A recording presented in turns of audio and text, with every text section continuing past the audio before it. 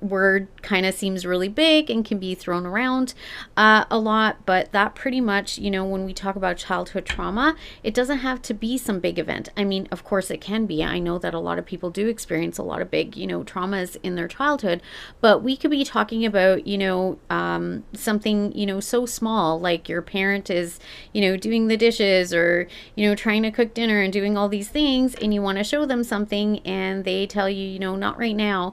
You could feel rejected and neglected, and in that moment that could be a trauma, right? Because we're looking through the eyes of a child which doesn't understand the world the same as an adult, right? But then there's other traumas that can occur as we are growing up, as we're in our adult life, and those also can build up in our subconscious mind. When we have any kind of traumas, we do notice in the mind, they've done, studies and, taken, pictures of the mind.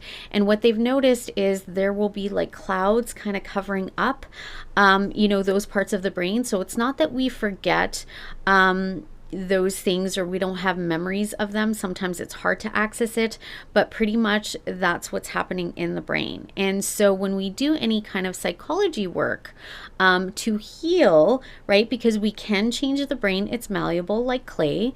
We can, create new neural pathways in the brain.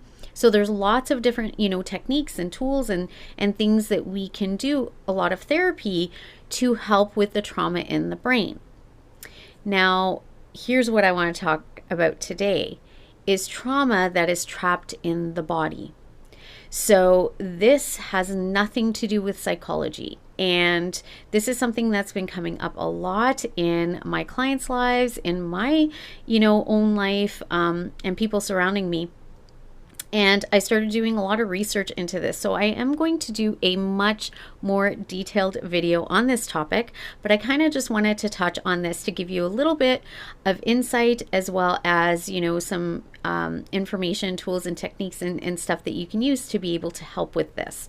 So you might have done a lot of therapy for the brain, the psychology part of, the mental part of healing traumas from your past.